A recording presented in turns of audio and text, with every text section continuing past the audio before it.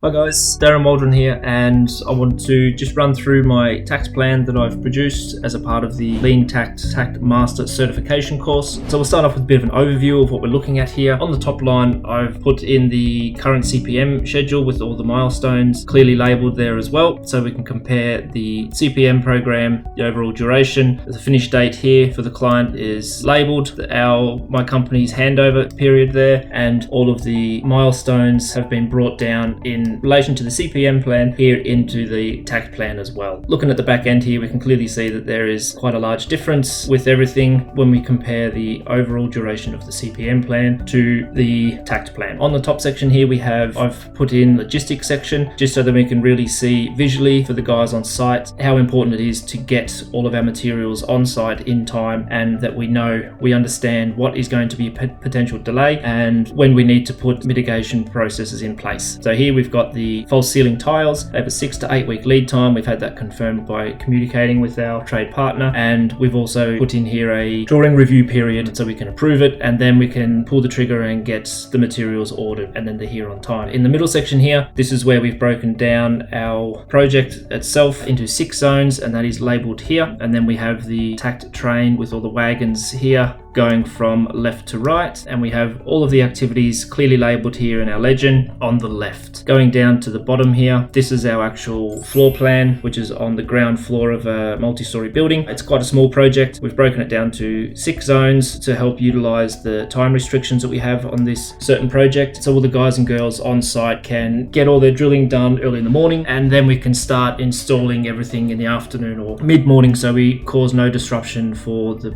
other tenants within the building. Going into the Takt plan itself, what I've got here, I've put it all together. We have 12 wagons here. We originally had, I believe, 14, if not 15 wagons. Some trade partners were just not flowing from one zone to the next because there was some sections they needed to do work, and then the next one they had very little work and they might have to leave the job site and come back, and that it just didn't sit right with me. So I've turned around and pulled these sections here. I have a 4 in total. So we have the basement works, we have the post room works, which is a live part of the building at the moment. Then I have the joinery works, which incorporates the heater covers, which is all around the perimeter of the building, and the kitchen as well. So these guys, they would have had to come back to the job site multiple times if I didn't pull this out and give them a fair go in one section. So that there has really optimized the Takt wagons itself, and therefore it's also reduced the overall duration. So if we had another 2 or 3 wagons here, it would have pushed us right up to the edge of Christmas, and the minimal amount of buffer days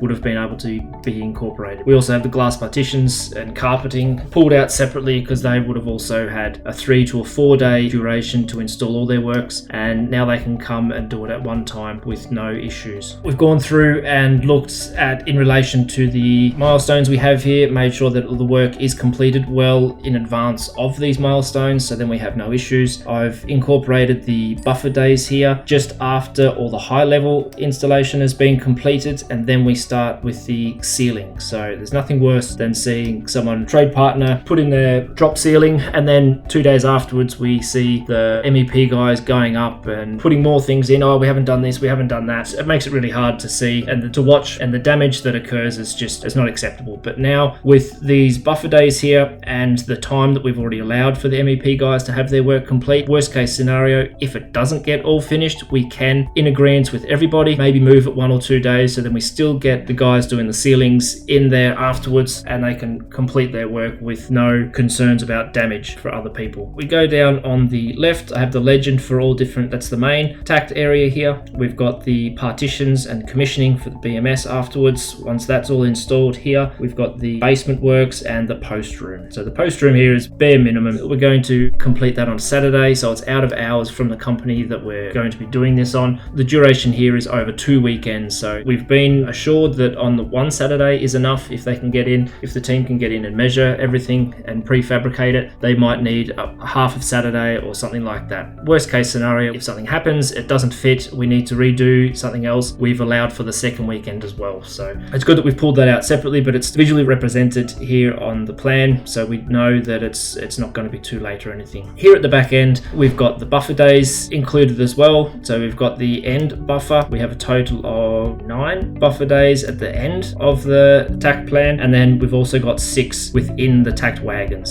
So that's a huge benefit there, and that's the beauty of Takt Plan planning. If something does go wrong anywhere along the line, which there's always going to be issues in construction, and that's inevitable. But if we have a total of 15 days, 15 mistakes or miscommunications or materials not being delivered to site, and that we can, with all the trade partners, agree to shift all wagons or all 1 or 2 trains back a little bit and then still keep the flow, and we can still hold the end date for the client, that's extremely powerful in itself. And that's what I love about this whole Takt planning system. It's so powerful, and the time you save is huge. I've also done a bit of comparison here for what the CPM schedule allows and what the Takt Plan allows here as well, in relation to the amount of days that we were able to gain for the trade partners to complete their work. So I ended up, after optimizing and leveling all the works that we had, the CPM plan, the guys only got what was allowed, and which was a guess from us, because we haven't been able to get any input from the trade partners. As soon as I did the optimization, we've been able to give them all 18 days consistently, so that all the trade partners can then plan their resources. They know how many people they need and when, and they can just go through that way. We've even gained 24 working days overall of the program, but we're going to be complete in a lot shorter period of time. This concept is really hard to gather at the start, to understand, but it's amazing. This is where the real power of Takt planning is. And to see the difference, then it's dropped down here into the finances. So I've done a slight comparison of number of possibilities. So